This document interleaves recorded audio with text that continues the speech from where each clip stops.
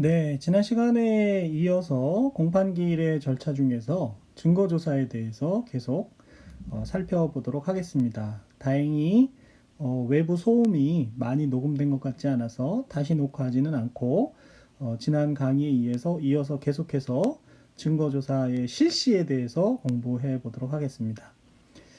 지난 강의에서 본 것처럼 증거조사는 당사자의 신청에 의해서 하는 것이 원칙이고 직권에 의한 증거조사가 그 후에 이루어질 수 있는데요. 어떤 식으로든 증거조사를 하기로 결정이 되면 이제 증거조사를 본격적으로 하게 되겠지요. 그 부분을 살펴보는 것이 증거조사의 실시입니다. 그러면 증거조사는 어떤 방법으로 시행하게 되느냐의 문제가 있을 텐데요. 증거조사의 방법은 다음과 같습니다. 증인을 조사하는 방법은 증인 신문입니다. 그래서 증인은 신문의 방법으로 조사하고요. 증거 서류는 증거 서류에 관해서는 낭독, 그 증거 서류를 읽는 것이죠. 또는 그 증거 서류의 내용의 요지가 이런 것이다 하고 내용의 요지를 고지하든지, 또는 그 증거 서류를 상대방에게 제시해서 열람하도록 하는 그런 방법이 있겠습니다. 상대방 법원도 물론 볼 수 있고요. 열람으로 되겠습니다. 그에 반해서 증거물, 예를 들어서 범행에 사용된 흉기라든지 압수물 같은 이런 증거물들은 보여주는 것으로 증거조사를 하게 되겠지요. 요즘에 거의 문제가 많이 되고 있는 컴퓨터용 디스크 등 정보 저장 매체에 기억된 문자 정보나 도면, 사진과 같은 경우에는 그 문자 정보나 도면, 사진 같은 것을 출력해서 인증한 등본을 낼 수 있도록 규칙에서 규정을 하고 있고요. 인증 등본이 무엇인지는 앞선 강의에서 설명을 한 바가 있습니다. 등본, 사본, 정본, 그 당시 정본 얘기는 제가 빠뜨렸는데 그 강의에는 있죠. 정본 이런 얘기들을 제가 설명한 바가 있습니다. 그래서 정보 저장 매체에 기억되어 있는 정보 같은 경우에는 출력해서 등본을 낼 수가 있고요. 그 밖에 2318에서 보시는 것처럼 녹화 매체에 저장된 음성 또는 영상 자료의 경우, 음성 파일이나 동영상 파일 이런 것이 될 수 있겠죠. 이를 재생해서 틀어서 듣거나 보는 방법으로 청취하는 방법으로 증거조사를 하게 되겠고요. 법원이 명하거나 상대방이 요구한 때에는 녹취서의 내용 또는 그 밖에 내용을 설명하는 서면을 제출해야 한다고 형사소송 규칙에서 규정하고 있습니다. 그래서 2317이나 2318 등에서 보시는 것처럼 정보 저장 매체에 의해서 증거조사가 많이 이루어지고 있는 것이 요즘 현실이기 때문에 그런 부분에 대해서 주의 깊게 봐놓을 필요가 있겠습니다. 한편 저희가 임의수사를 공부하면서 피의자 진술이나 참고인 진술을 영상 녹화할 수 있다는 것에 대해서 봤는데요. 그와 같이 피의자 진술이나 참고인 진술을 영상 녹화한 경우에 그걸 영상 녹화물을 어떻게 조사할 것인지는 규칙 134조의 4에서 규정을 하고 있습니다. 그래서 여기서 다 읽지는 않겠지만 형사소송 규칙 134조의 4에 보시면 영상 녹화물에 조사해서 그 조사하는 방법을 쭉 적고 있는 것을 볼 수 있습니다. 대략적인 것만 살펴보면 1항에서 영상 녹화물 조사를 신청한 경우에 적법한 절차 방식에 따라서 봉인된 것인지 그런 의견을 이제 진술하게 하는 것이 있고요.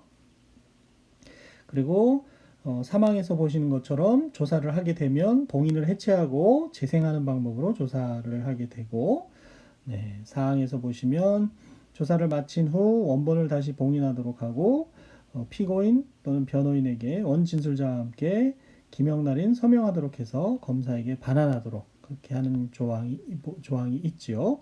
다만 출석 없이 개정하는 경우 변호인이 없는 때에는 피고인 또는 변호인의 기명날인 또는 서명을 할 수 없는 것은 당연하겠지요. 그와 같이 여러 가지 절차에 대해서 규정을 두고 있는 것을 볼 수 있습니다. 이에 관해서 증거 조사를 하는 방법에 관해서 판례를 몇 가지 살펴보려고 합니다. 특히 그 중에서 증거물인 서면의 개념이 이제 등장을 하게 되는데요. 그 부분에 유의해서 볼 필요가 있겠습니다. 먼저 살펴볼 판결은 대법원 2013년 7월 26일 선고 2013도 2511 판결입니다. 죄명을 보면 국가보안법 위반 사건인데요. 아래 2323에서 보시는 것처럼 나중에 이적 표현물을 피고인이 소지하고 있었다. 이적 표현물인 책자를 소지하고 있었다. 이런 문제가 된 거죠. 그래서 그 이적 표현물을 표현물이라고 하는 책자를 어떻게 증거조사할 것이냐. 이 증거물이라면 앞서 본 것처럼 제시를 하면 되고, 증거 서류라고 하면 낭독하든지 내용의 요지를 고지하든지 또는 열람하게 하는 건 아니겠습니까? 그래서 판시상 2320을 보시면요, 저희가 공부한 부분을 이제 공부한 부분이 다시 나오고 있습니다. 형사정법 292조 형사정규칙 제134조의 6개에 따르면 증거 서류를 조사하는 때에는 신청인이 이를 낭독함을 원칙으로 하되 재판장이 필요하다고 인정하는 때에는 그에 가름하여 요지를 진술하게 할 수 있고, 그렇죠? 낭독 또는 요지를 진술하게 할 수 있고, 열람이 다른 방법보다 적절하다고 인정한 때에는 증거 서류를 제시하여 열람하게 하는 방법으로 조사할 수 있다는 것이죠.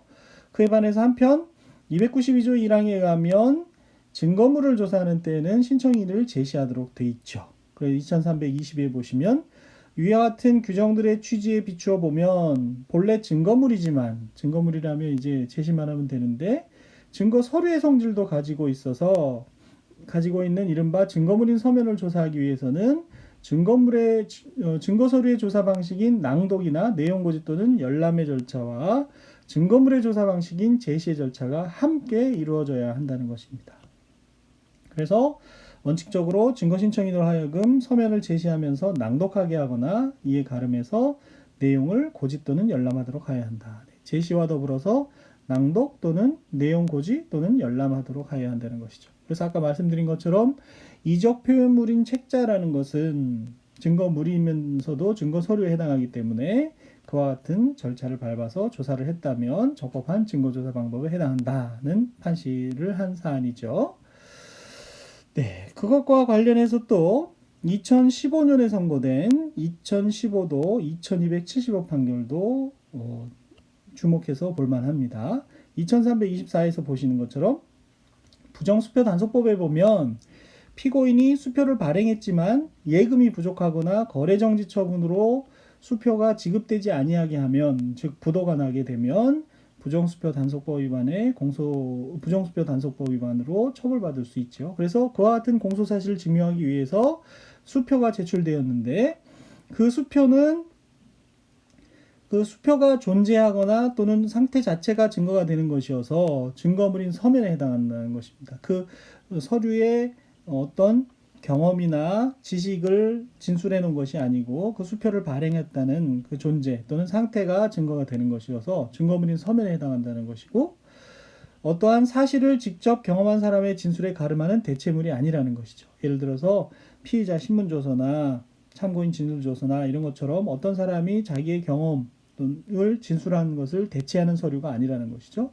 그렇기 때문에 그 증거 능력은 증거물의 예에 의하여 판단하여야 하고, 이에 대해서는 전문법칙이 적용될 여지가 없습니다. 왜냐하면 전문법칙이라는 것은 어떤 사람이 경험한 사실, 알고 있는 사실을 직접 법원에 진술하지 않고 서류의 형태나 이런 서류나 다른 사람의 진술을 통해서 전달하는 것을 말하는 거거든요. 역시 전문법칙에 대해서는 증거법에서 다루겠지만요. 수표에 대해서는 전문법칙이 적용될 여지는 없다는 것입니다. 그런데 이때 수표 원본이 아니라 전자복사기를 사용하여 복사한 사본이 증거로 제출되었으면, 피고인이 이를 사본이 증거로 제출되었는데 아까 증거 의견을에서 살펴본 것처럼 증거로 하는데 부동의한 경우 수표 사본을 증거로 사용하려면 어떤 요건을 갖춰야 되느냐 하면, 수표 원본을 법정에 제출할 수 없거나 그 원본을 제출하는 것이 곤란한 사정이 있고 수표 원본이 그럼에도 불구하고 존재하거나 존재하였으며 증거로 제출된 수표 사본이 원본을 정확하게 전사한 것이다 라는 사실이 증명되면 사본의 증거 능력이 있다는 것입니다. 그래서 이와 같은 법리는 2325의 뒷부분에 2006도 2556 판결을 참조하고 있지 않습니까? 이 판결에 대해서는 강의안 3918에서 다시 다루게 되는데요. 문서 사본의 증거 능력을 인정하기 위한 그런 요건이라는 것입니다. 그런데 이에 대해서 판결의 대상이 됐던 원심에서는 어떻게 판시를 했냐 하면 부도가 난 당자수표를 발행해서 예금 부족 또는 거래 정지 처분으로 부도가 난 공소사실에 대해서 검사가 증거로 당자수표 사본을 제출했는데요. 이에 대해서 뭐라고 판단했느냐 하면 2327회 둘째 줄 뒤에 부분에서 보시는 것처럼 첫 줄부터 봐야 되겠네요. 사본으로 제시한 것인 경우에는 피고인이 증거로 함에 동의를 하면 동의하고 진정한 것으로 인정되면 증거 능력이 있고요. 그렇지 않고 이 사건과 같이 부동의한 경우에는 특히 밑줄을 보면 특히 신용할 만한 정황에 의하여 작성되었는지를 봐서 증거 능력을 인정하는 것이 대법원 판례거든요. 그래서 특히 신용할 수 있는 정황에 의해서 작성되었는지 여부를 살펴야 한다라고 원심에서 하면서, 그런데 수표를 살펴봤더니 다른 액면금 부분이 다른 당자 수표 사본들하고는 또 필적이 다르고 한자가 아닌 한글로 기재되어 있는 등 특히 신용할 만한 정황에 의하여 작성되었다고 단정하기 어렵다고 인정을 한 다음에 원심에서 그래서 다른 증거들로는 또 유죄를 인정하기 부족해서 무죄를 선고했던 사안입니다. 즉 2327에서 보시는 것처럼 사본의 증거 능력 요건을 요하는 판례의 입장에 따라서 그와 같이 판시를 했는데, 그렇죠. 그래서 무죄를 선고했는데 대법원에서는 2328에서 보시는 것처럼 원심의 판단이 잘못되었다고 한 것입니다. 왜 그런지를 보시면 앞서 본 법리에 따라서 살펴보시면 되겠지요. 2329에서 보시면 당자수표 사본은 증거물인 서면이라는 것입니다. 전문법칙의 적용을 받지 않는 증거물인 서면이어서 이에 대하여는 전문법칙이 적용되지 아니하므로 원심으로서는 앞서 살펴본 법리에 따라서 사본의 증거 능력을 살펴보는 원본을 법정에 제출할 수 없거나 제출이 곤란한 사정이 있고 원본이 존재하거나 존재하였으며 증거로 제출된 이 사건 당자수표 사본이 정확하게 전사한 것인지 여부를 심리해서 증거 능력을 인정하면 된다는 것입니다. 원심에서 얘기했던 그런 동의가 있고 진정한 것으로 요하거나 특히 신용할 만한 정황에 의한 것이라는 것은 사본 중에서도 그 사본의 내용이 증거물인 서면이 아니라 증거 서류, 즉 어떤 당사자, 어떤 사람의 경험 이런 것을 진술한 걸 대체하는 증거 서류의 사본을 말하는 것이고, 증거물인 서면의 사본인 경우에는 그런 요건이 아니라 2329와 앞서 본 법리에 따라서 증거 능력을 인정하면 된다는 것입니다.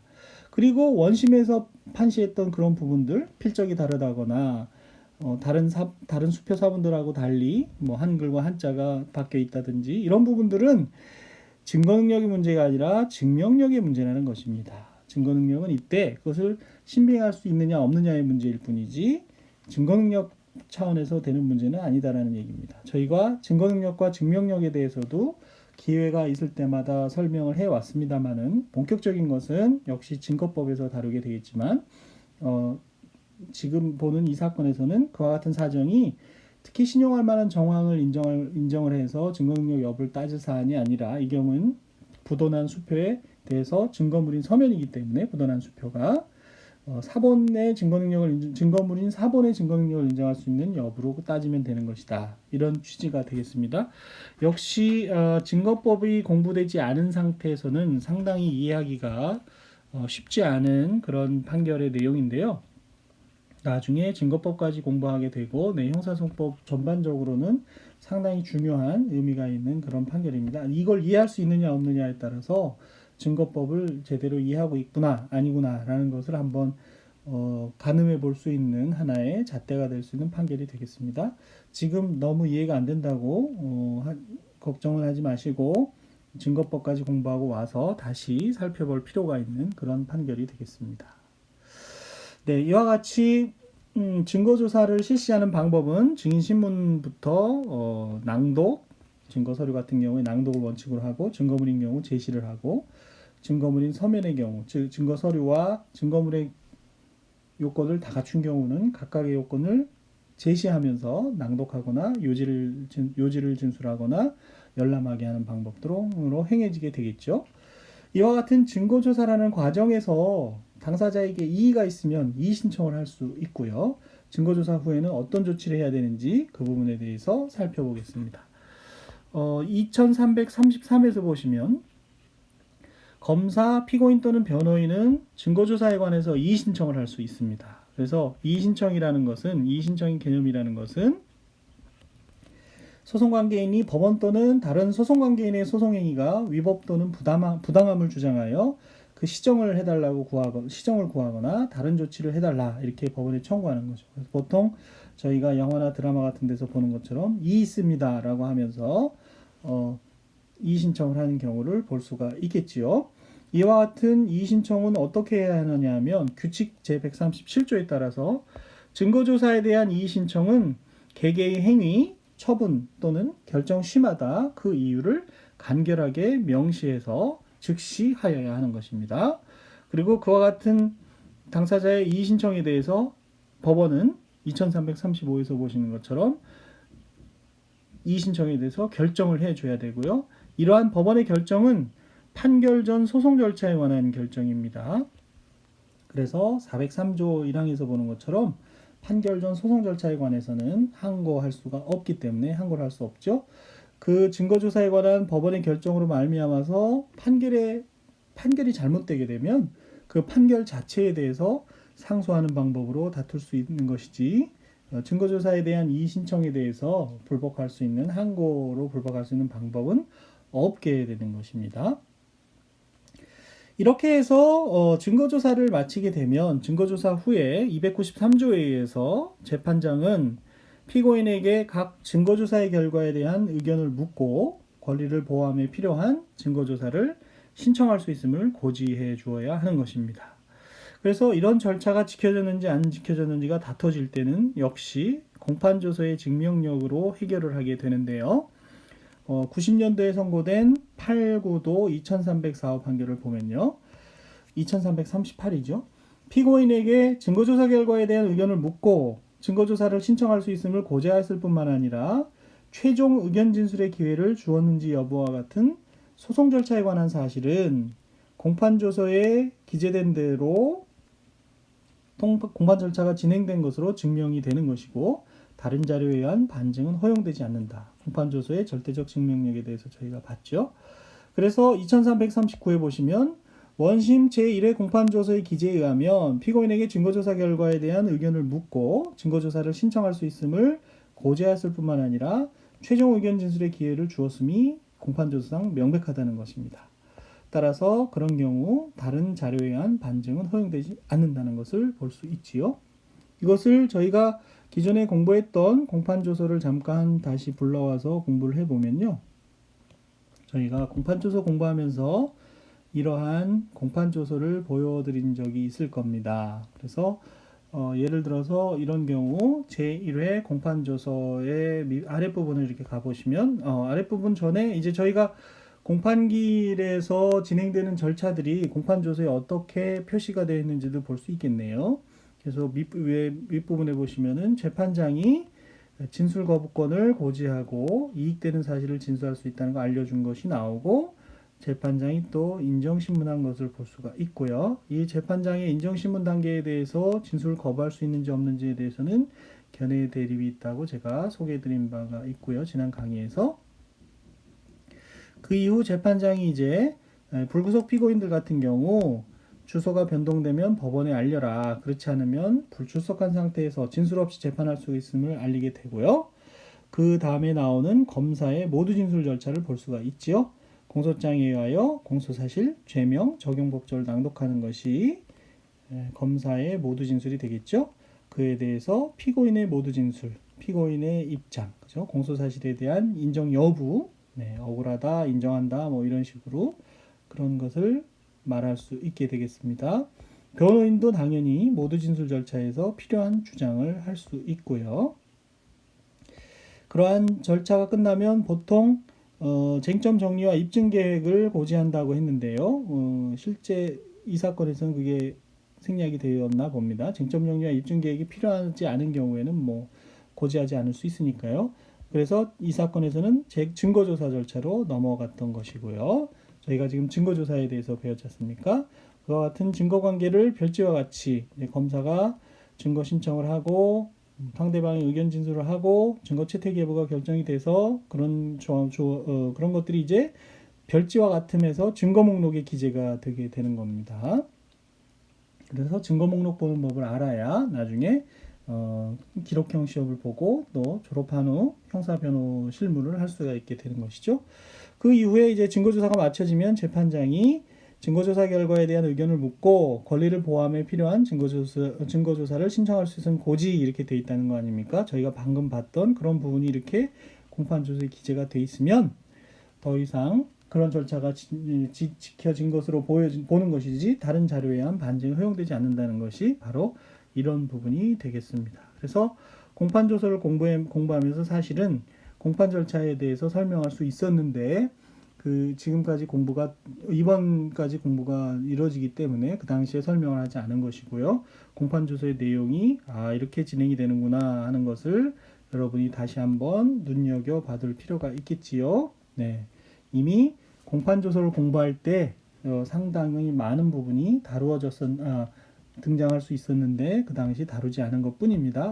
제가 말씀드린 것처럼 형사소송법이나 민사소송법과 같은 절차법 강의는 이게 연속되는 행위로 이루어지기 때문에 계속해서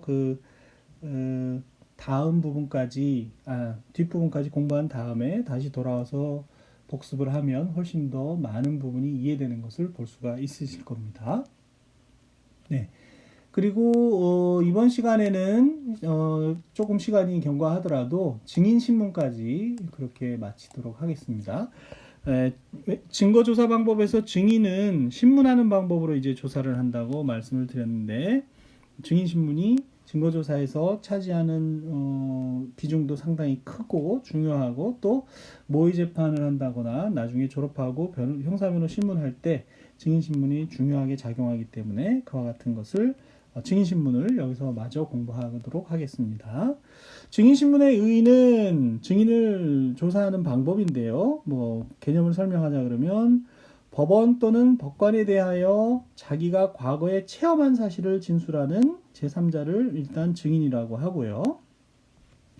그러한 증인으로부터 증인이 체험한 사실의 진술을 듣는 증거조사 방법을 증인신문이라고 하는 것이지요. 이렇게 이런 증인신문을 하려고 그러면 증언을 하려면 증언 능력이 있어야 되는데 증언 능력에 대해서는 판례가 어떻게 보고 있느냐 99년에 선고된 구구도 3786 판결을 보면 증언 능력에 대해서 알 수 있습니다. 2342 부분을 보시면 증인의 증언 능력이라는 것은 증인 자신이 과거에 경험한 사실을 그 기억에 따라서 공술할 수 있는 정신적인 능력을 말하는 것이다. 유아 같은 경우, 유아가 피해자이거나 목격자인 경우에 이제 증언 능력이 있느냐가 문제가 많이 될 텐데요. 유아의 증언 능력에 관해서도 증언 능력이 있는지 없는지는 단지 공술자의 연령만에 의할 것이 아니라 그 유아의 지적 수준에 따라서 개별적이고 구체적으로 결정되어야 함은 물론 공술의 태도 및 내용 등을 구체적으로 검토하고 경험한 과거의 사실이 공술자의 이해력, 판단력 등에 의하여 변식될 수 있는 범위 내에 속하는가의 여부도 충분히 고려하여 판단해야 할 것인 바. 이 사건에서는요. 사건 당시 만 4세 6개월 정도 그리고 법정에 나와서 증언할 당시에는 만 6세 11개월 정도 된 피해자의 증언 능력을 인정했던 그런 사안이 되겠습니다. 그래서 증언 능력의 의미와 구체적인 적용에 대해서 살펴볼 수 있었던 판결이고요. 한편 증인이 증언을 하려면 증인 적격, 증인이 될 수 있는 자격이 있어야 되겠죠.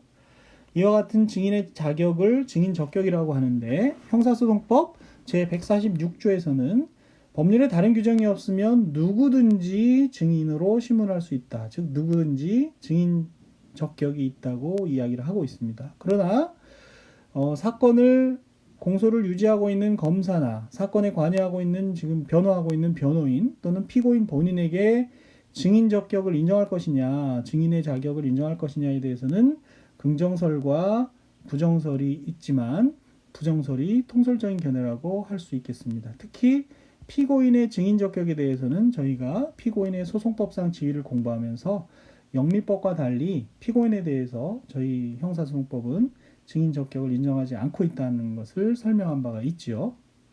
그러나 검사 같은 경우, 예를 들어서 수사를 할 때 수사에 관여했던 검사 같은 경우에는 2346에서 보는 것처럼 피고인을 피의자로 조사했던 경우와 같이 이것이 이제 나중에 증거법에서 316조 1항의 전문 진술에서 나오는데요.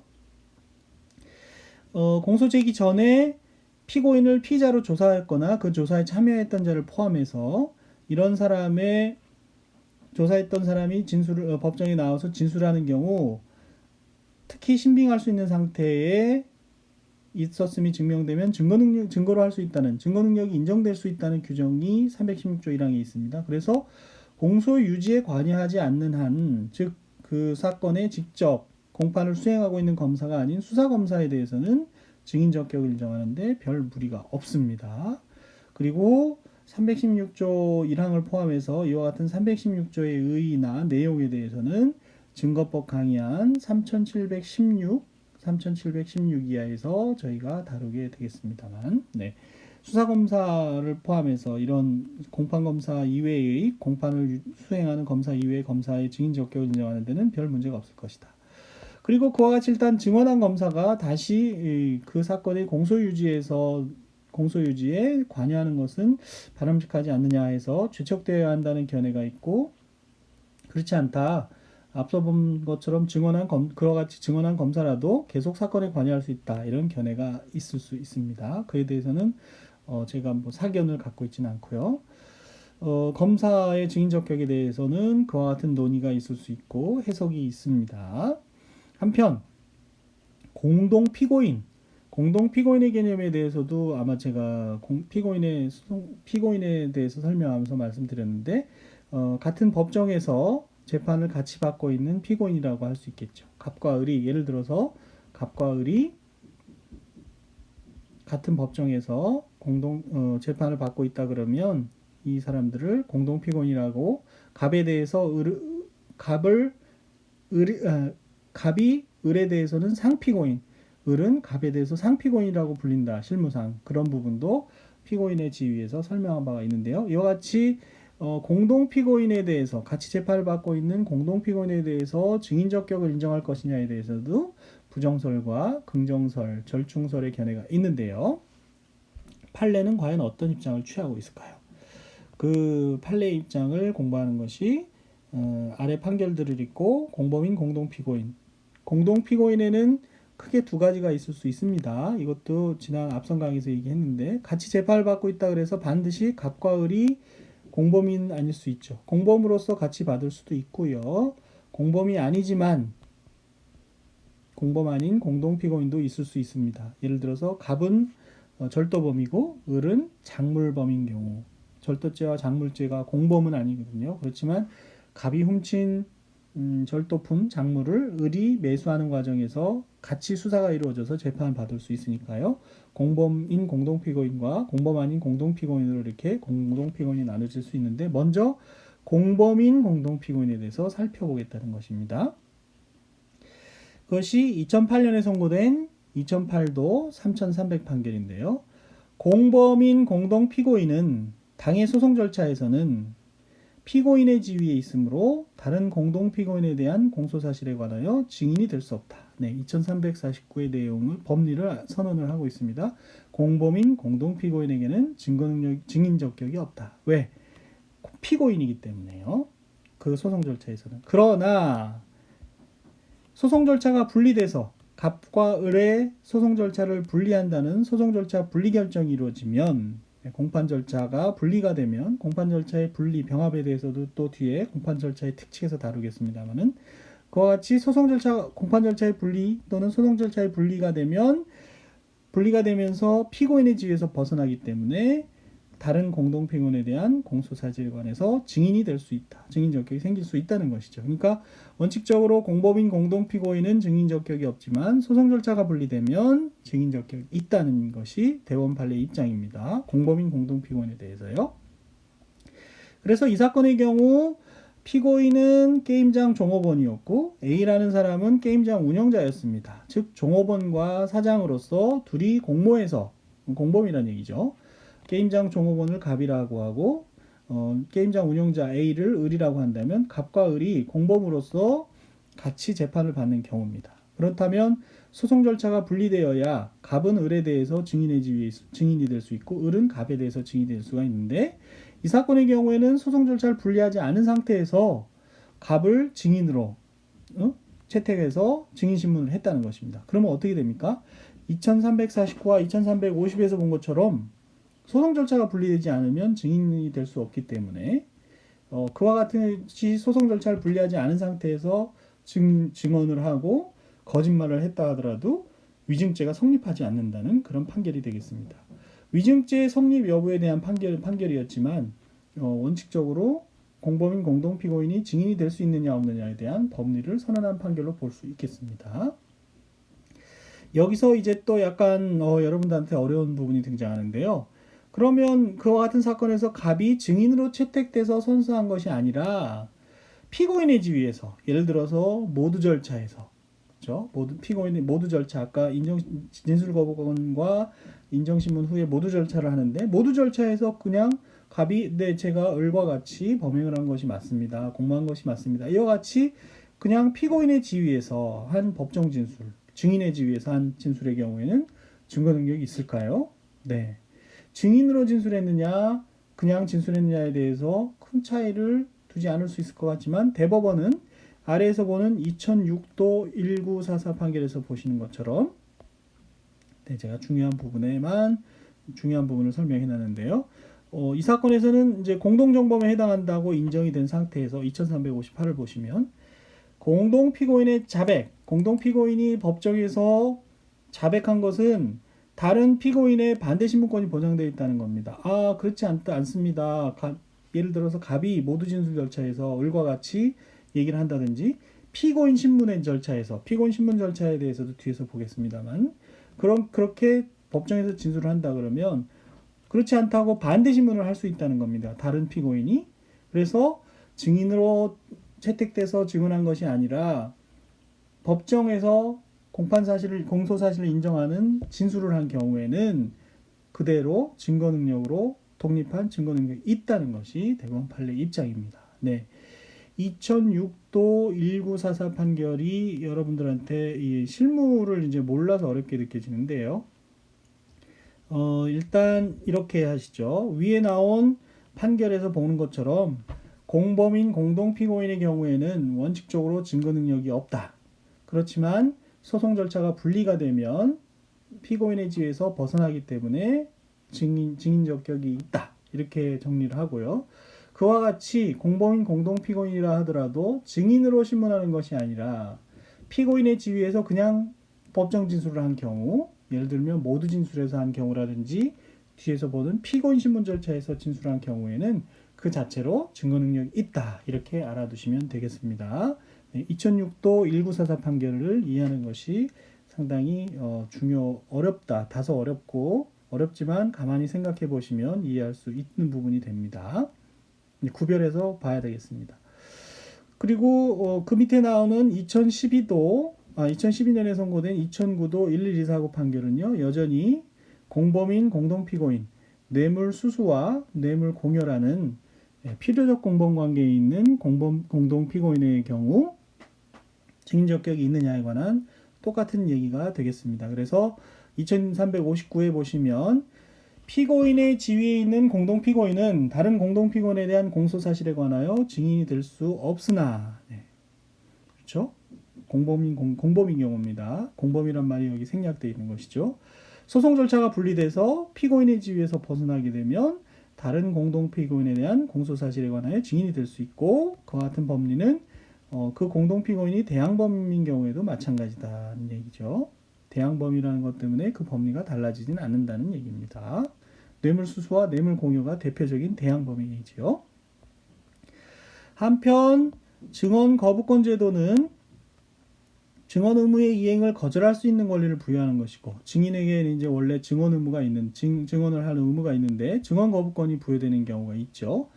그것도 바로 뒷부분에 나오겠습니다만은, 이와 같은 증언 거부권 제도는 다시 살펴보면 증언 의무의 이행을 거절할 수 있는 권리를 부여한 것이고, 형사소송법상 증언 거부권의 고지 제도는 증인에게 그러한 권리의 존재를 확인시켜서 증언 거부권을 선택해서 침묵할 것인지 아니면 증언 거부권을 포기하고 진술할 것인지에 대해서 심사숙고할 기회를 충분히 부여함으로써 침묵할 권리를 보장하기 위한 것임을 감안할 때 재판장이 증인신문 전에 증언 거부권이 있는 증인에게 증언 거부권을 거부하지 않은 경우 그 절차가 위법하지만 위증죄가 성립한 증언 거부권을 고지하지 않았다고 해서 위증죄가 바로 성립한다고 볼 것이 아니라 여러 가지를 고려해야 한다고 합니다. 그래서 당해 사건에서 증언 당시 증인이 처한 구체적인 상황, 증언 거부 사유의 내용, 증인이 증언 거부 사유 또는 증언 거부권의 존재를 이미 알고 있었는지 여부, 증언 거부권을 고지받았더라도 허위 진술을 하였을 것이라고 볼 만한 정황이 있는지 이런 것을 전체적 종합적으로 고려해서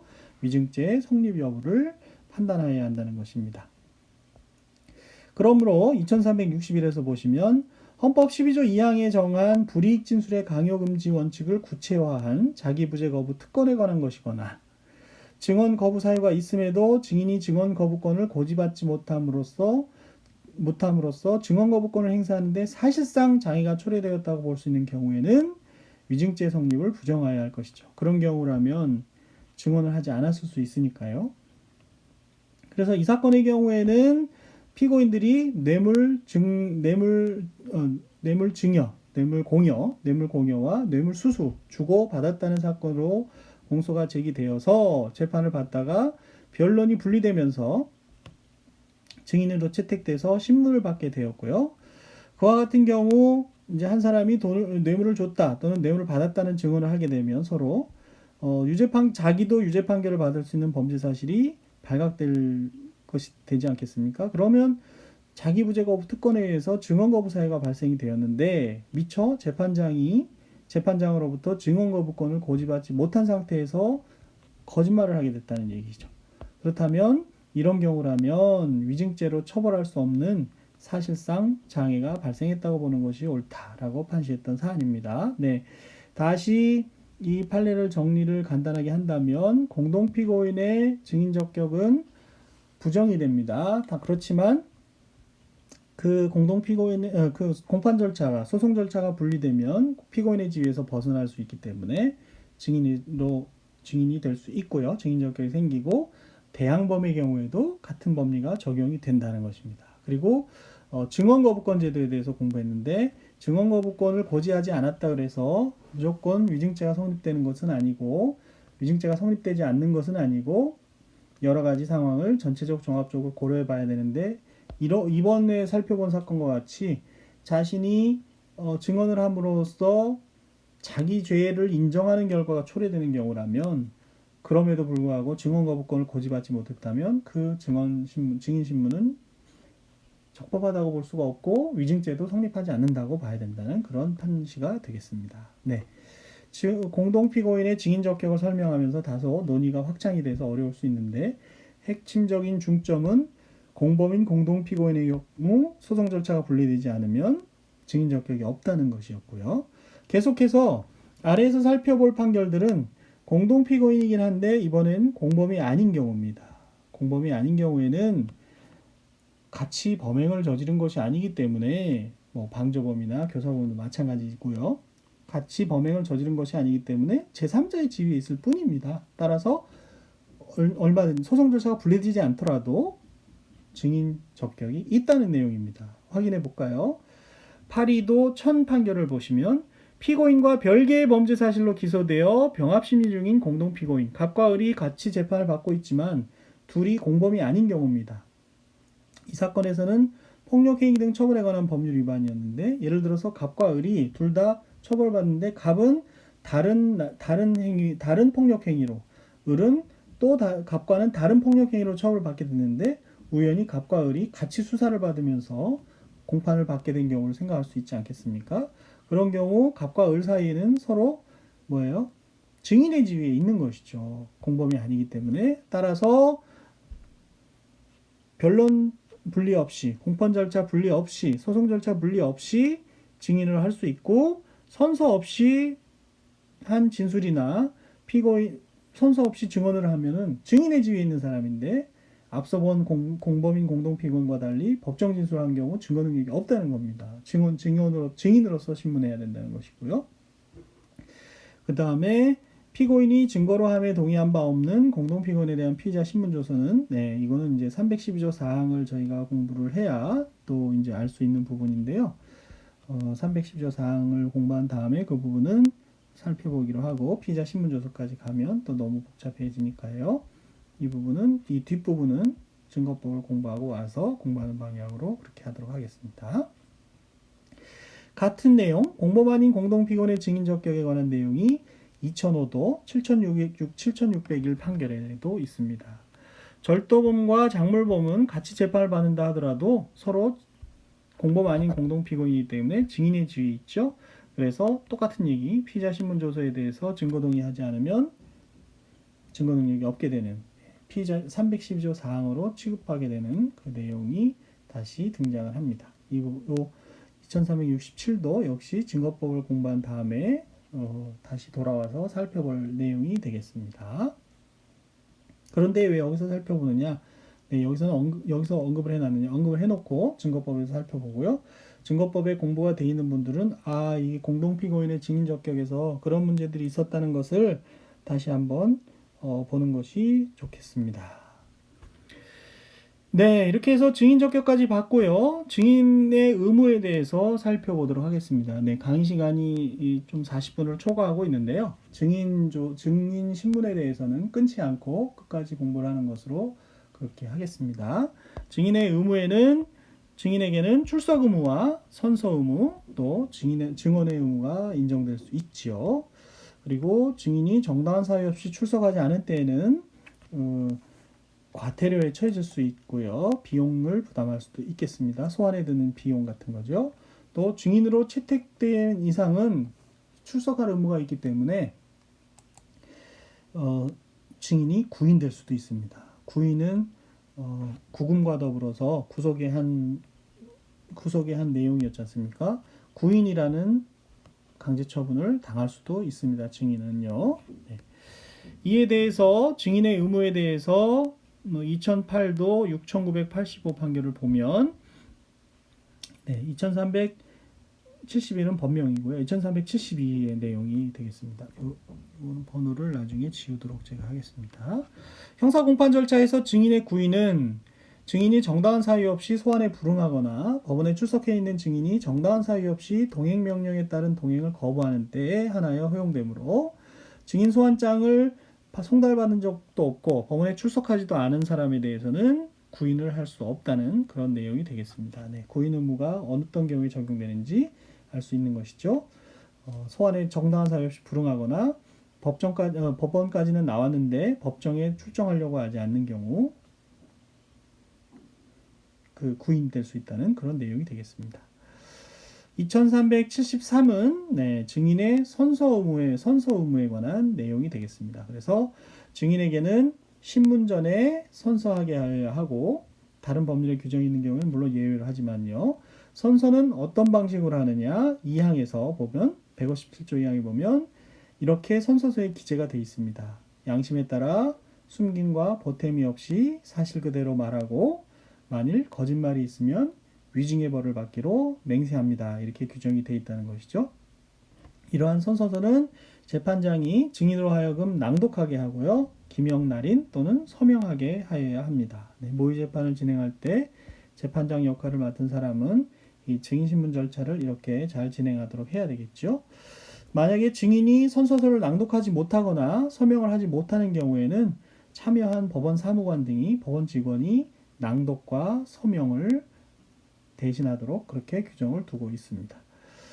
한편 증인은 주신문에 대하여 증인을 신청한 측에 대한 주신문에 대하여 증언을 한 후에는 반대신문에 대하여는 증언을 거부할 수 없고 만약 증인이 주신문에 대하여만 증언을 하고 반대신문에 대하여는 증언을 거부했다면은 그와 같은 반대신문에 대해서는 반대신문이 결여되어 있기 때문에 증거 능력이 없다고 보는 것이 옳다고 생각이 됩니다. 이와 같은 이제 선서 의무에 의해서 증인의 신빙성이 담보가 된다고 보는 것인데 과연 그런 것인지 저희 나라의 실정이나 또 외국의 경우도 그런 선서의 의미에 대해서 굉장히 회의적인 시각이 있는 것 같습니다. 그래서 어떻게 살인자를 변호할 수 있을까라는 이 책도 굉장히 재미있는 책인데요. 그 부분에서 선서 의무에 대해서 써놓은 부분을 제가 거기에 적어놨고요. 한편 앞서 이제 증언 거부권 제도에 대해서 공동피고인의 증인 적격에 대해서 공부하면서 증언 거부권 제도를 잠깐 언급한 판결이 있었죠. 증언 거부권에 대해서 좀 살펴보면요.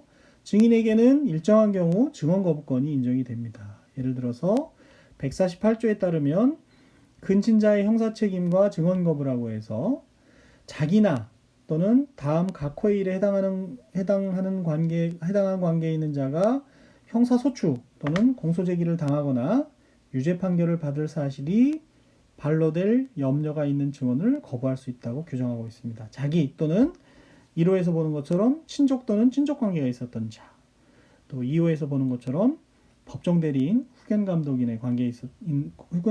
감독인이 형사소추 공소제기를 당할 염려, 유죄 판결 받을 사실이 드러날 염려가 있을 때에는 증언을 거부할 수 있다는 것이죠. 148조입니다.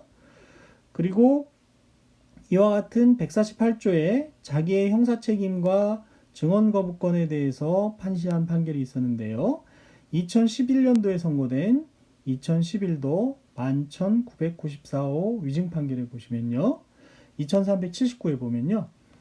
누구든지 자기가 형사소추 또는 공소제기를 당하거나 유죄 판결을 받을 사실이 반로될 염려가 있는 증언을 거부할 수 있다는 형사소송법 148조의 증언 거부권은 헌법 12조 2항에 정한 불이익 진술의 강요 금지 원칙을 구체화한 자기부재 거부 특권에 관한 것이라는 얘기죠. 그렇지만 이미 유죄 확정 판결을 받은 경우에는 2380에서 보시는 것처럼 일사부재리 원칙에 의해서 더 이상 처벌받을 염려가 없다는 것이죠. 그렇기 때문에 공범 사건에서도 증언을 거부할 수가 없고 자기 사건에서 이미 범행을 부인하여 왔다 하더라도 이미 자기 사건에 대해서 판결이 확정되면 공범 사건에서 증인으로 채택되면 증언 거부권이 없다는 것입니다. 이미 유죄 확정 판결이 됐기 때문에요. 그리고 그와 같은 사정은 자기가 받은 판결이 억울해서 재심을 청구해서 재심 판결을 받아볼 예정이라 하더라도 마찬가지 범위라는 것입니다. 이미 유죄 확정 판결이 있었기 때문에 본인의 사건에 대해서는 유죄 확정 판결이 있었기 때문에 또 재심 절차에서는 더 무거운 형을 선고할 수도 없고 더 불리하게 할 수 없다는 것을 저희가 나중에 재심에서 배울 텐데요. 그런 재심 제도의 취지에 비춰 보더라도 설사 유죄 확정된 판결에 대해서 재심을 청구할 예정이라든지 하더라도 148조에 의한 증언 거부권은 인정되지 않는다. 공범 사건과 같은 데서 증언할 때 그런 내용이 이 판결의 내용이 되겠습니다. 네. 재심 제도를 공부한 후에 또 공부해 보면 또 다른 더 많은 것을 알 수 있는 그런 판결이 되겠지요. 149조에 보시면 또 다른 증언 거부권의 내용으로서 업무상 비밀과 증언 거부라는 내용이 있습니다. 그렇죠? 그래서 변리사, 저희가 이제 나중에 변호사로서 활동하게 되면 변리사가 아니라 업무상 알게 된 것에 대해서는 재판정에서 증언을 거부할 수 있다는 거 아마 알고 계실 겁니다. 법조윤리 공부할 때도 공부하신 바가 있을 거고요. 이와 같은 증인신문을 하는 방법은요. 주신문, 그리고 반대신문, 재주신문, 재반대신문의 순서로 행해집니다. 이와 같이 교차적으로 행해지는 증인신문 방식을 교호 신문 방식 또는 경우에 따라서는 상호 신문 방식, 교차 신문 방식 이런 식의 말로 표현할 수 있는데 주의할 것은 주신문을 할 때는 원칙적으로 신문자가 바라는 답을 암시하는 유도신문이 금지됩니다. 예라는 답을 유도하기 위한 그런 신문은 금지가 된다는 것이죠. 경험한 사실, 알고 있는 사실을 주로 경험한 사실이죠. 경험한 사실을 진술하는 게 증인이니까요. 경험한 사실을 그대로 진술하게 해야지 어떠했지요? 라고 유도하는 것, 예라는 답변을 유도하는 그런 식의 신문은 주신문에서는 금지됩니다. 그렇지만 반대 신문에서는 원칙적으로 이제 반대되는 당사자라고 볼 수 있기 때문에 유도 신문이 허용된다는 겁니다. 그래서 주신문에서는 유도 신문이 원칙적으로 금지되고 아래 참고표에서 보시는 것처럼 2항 규칙 75조 2항 단서의 경우에는 주신문에서도 유도신문이 허용되지만 반대신문에서는 원칙적으로 유도신문이 허용이 됩니다. 그런데 이와 같이 주신문 절차에서 유도신문을 할 수 없다는 규칙의 규정을 위반해서 유도신문을 한 경우에 어떻게 대처를 해야 할까요? 어떤 결과가 초래될까요? 그에 대해서 판시하고 있는 판결이 2012도 2937 판결입니다. 유도신문에 관해서 2387을 보시면 형사소송규칙 제75조 2항은 주신문에 있어서는 증인이 주신문을 하는 자에 대하여 적의 또는 반감을 보이는 등 단서 각호의 예외 사유가 없는 한 유도신문을 하여서는 아니 된다고 규정을 하고 있습니다. 그런데 기록을 봤더니 증인신문을 하는 과정에서 검사가 주신문을 하면서 이런 식의 질문을 했다는 겁니다. 당시 피고인이 자신을 새마을운동중앙회 국제새마을사업단장으로 소개하였지요 라는 식으로 사기죄에서 이제 희망하는 답변을 암시하는 형식의 질문을 했더니 증인이 예 라고 답변하는 등 유도신문이 이루어진 것으로 볼 여지가 있다. 사실상 유도신문이 행해졌다는 것이죠. 그런데 이에 대해서 증인신문을 실시하고 나서 아까 공판조서에서 저희가 보여드린 것처럼 이제 증거조사에 대한 의견을 진술하게 하거든요. 그리고 그 다음 기일에 전에 기일에 있었던 공판 기일에서 뭐 변경할 점이나 이해할 점이 없느냐 이렇게 물어보는데 그에 대해서 아무런 의사를 표시하지 않았다는 겁니다. 그렇다면 유도신문이 잘못됐다는 것을 책망할 수 있는 책문권, 이의권이 있었는데 그것을 포기한 것이 아니냐 해서 하자가 치유되었다고 봤다는 겁니다.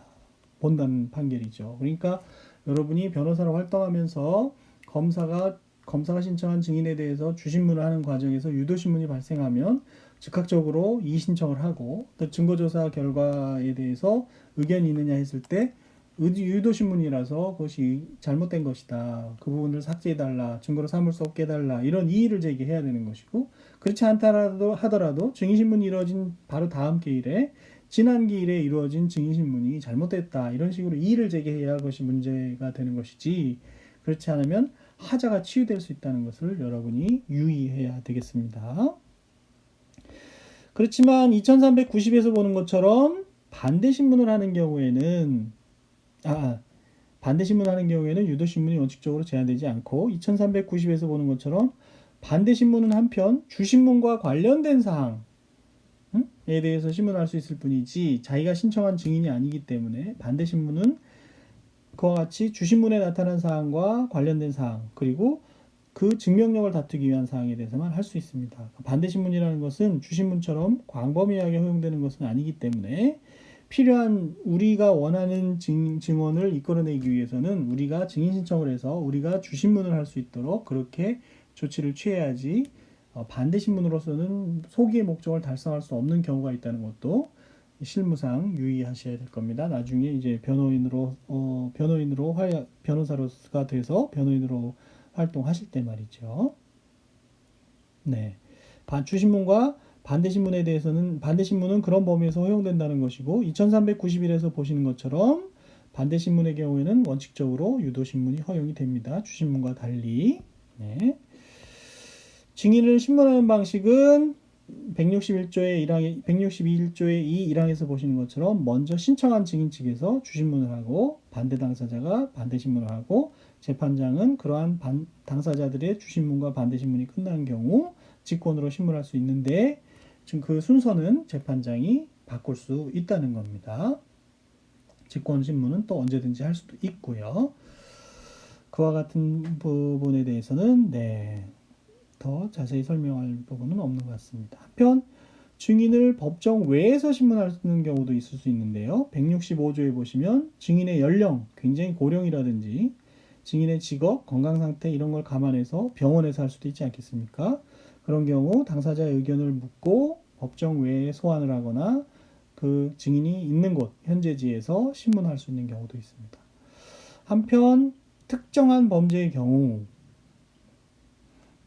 성폭력 범죄라든지 이런 경우가 여기에 해당할 수 있겠죠. 증인이 직접 법정에 출석해서 증언하는 것이 상당하지 않은 경우 중개장치를 통해서 중개시설을 통해서 신문하거나 영상을 통해서 또는 증인과 피고인을 못 보게 한다든지 이런 차폐 시설을 설치해서 가림막을 설치해서 증인 신문을 할 수 있는 규정들도 있습니다. 그것이 165조의 2에 규정이 되어 있는 것이고요. 그것과 관련해서 실제 문제가 되었던 사례들이 있었는데 그 중에서 2013년에 선고된 2013도 2511 판결입니다. 국가보안법 위반 사건이 문제가 되면서 국정원 직원이 증인으로 나오게 되었는데 국정원 증인의 신분이 알려지는 것이 이제 염려가 되어서 차폐 시설을 설치해서 증인 신문을 한 것이 위법하냐가 다투어진 사건입니다. 그런데 차폐 시설을 통해서 증인의 인적 사항이 드러나지 증인의 얼굴을 보지 못하고 증언했다 하더라도 피고인이나 그 변호인이 국가정보원 직원들인 증인들의 모습을 볼 수 없고 재판부만 그 모습을 볼 수 있도록 차폐 시설을 설치한 상태에서 증인 신문을 진행했던 사실입니다. 진행했던 사건이죠. 그에 대해서 제가 이제 요지만 말씀드리면 2398에서 보시는 것처럼 차폐 시설 설치에 의해서 변호인이 반대 신문을 할 때 변호인이 증인의 모습을 볼 수 없었다 하더라도 변호인도 볼 수 없었는데 그와 같은 촬영 경위 이제 국가보안법 위반으로 피고인들을 공소하면서 피고인들을 수사하면서 수사 과정에서 촬영했던 경위 등에 관해서 반대 신문이 충분히 이루어졌고 또 증인들이 국정원법상 공무상 비밀과 관련이 있는 부분을 제외한 나머지 부분에 대해서 비교적 자세히 답변을 한 사정들을 비춰보면 이런 사건에서 이런 사정하에서 이런 사실관계하에서 변호인의 변호권이 본질적으로 침해되었다고 보기 어렵다라고 봤던 그런 사안이 되겠습니다. 그래서 차폐 시설이 성폭력 범죄나 이런 데에서만 활용되는 것이 아니고 이런 경우에도 활용되는 사례가 있었다. 그리고 그런 경우 증인 신문 절차가 위법한지가 판단이 되었었던 경우가 있다는 것을 알아두시는 게 좋겠습니다. 그 밖에 15년에 선고된 2014도 18,006호 판결 같은 경우에는요. 증인이 대면하여 진술함에 있어서 심리적인 부담으로 정신의 평온을 현저하게 이룰 우려가 있는 상대방은 피고인인 경우가 대부분일 것이지만 피고인을 대면해서 증인이 신문하기 어려운 경우가 대부분일 것이지만 증인이나 피고인의 관계에 따라서는 방청인을 상대로 특정한 방청인이 있는 상태에서도 증인이 방청인과 대면해서 증언하는 것이 어려운 경우가 있을 수 있다는 얘기죠. 그래서 그런 경우에는 차폐 시설을 설치하는 방법으로 역시 방청인에 대해서도 차폐 시설을 설치하는 방법으로 증인 신문을 할 수 있고요.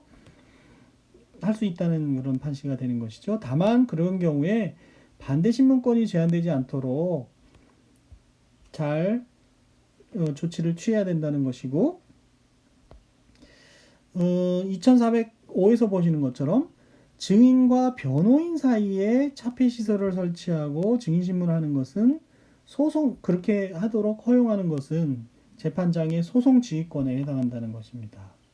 그리고 가명 진술자들, 진술하는 사람들이 가명으로 또 진술할 수 있는 경우가 있거든요. 또 폭력행위, 조직 폭력배에 관한 그런 수사라든지 이런 경우, 진술자가 실명으로 조사를 받았을 때 보복의 우려나 이런 것이 있어서 진술 조서를 가명으로 받을 경우가 있는데요. 그런 가명 진술자들과 변호인 사이에 차폐 시설을 설치했던 그런 사건에서 그것도 역시 적법하다고 그런 판단을 했던 사안이 되겠습니다. 그래서 판시 내용을 제가 다 읽어보진 않았지만 다 읽진 않았지만 차폐 시설을 통해서도 이런 신문이 이루어질 수 있다는 것을 알아두셔야 되겠습니다. 그래야 실무에서 또 활용할 수가 있겠지요. 끝으로 범죄 피해자의 진술권이라는 것을 저희가 이제 피해자를 다루면서 한번 공부한 적이 있습니다. 형사 피해자의 법정 진술권은 헌법으로부터 보장되는 기본권이기도 하지요. 그래서 그런 경우 형사 피해자가 법정에서 진술할 때에는 어떤 절차에 의해서 하게 되냐면 증인으로 마치 증인을 신문할 때처럼 피해자를 신문하도록 그렇게 규정을 두고 있고 그에 대해서 그것 밖에 피해자의 지위를 강화하기 위한 여러 가지 제도를 두고 있다는 것은 제가 소송의 주체에서 피해자의 지위를 설명하면서 설명드린 바가 있습니다. 그래서 범죄 피해자가 진술할 때는 증인신문의 방식에 의해서 한다. 이렇게 증인으로 신문할 수 있도록 그렇게 하고 있다는 것을 기억하시면 되겠습니다. 네. 이번 강의는 처음으로 약 1시간 가까이 이루어졌습니다. 증인신문 절차에 대해서 중단하지 않고 설명하기 위해서 그렇게 된 것이고요. 듣는 과정에서 다소 힘이 드시면 중간에 일시 정지하고서 또 듣는 방향으로 그렇게 수업을 들으시면 어떨까 생각이 됩니다. 네, 이번 강의까지 듣느라고 고생 많으셨고요. 공판 절차에서 이제 실무상 상당히 중요한 증인신문 절차까지 마쳤습니다. 다음 시간에는 아래에서 보시는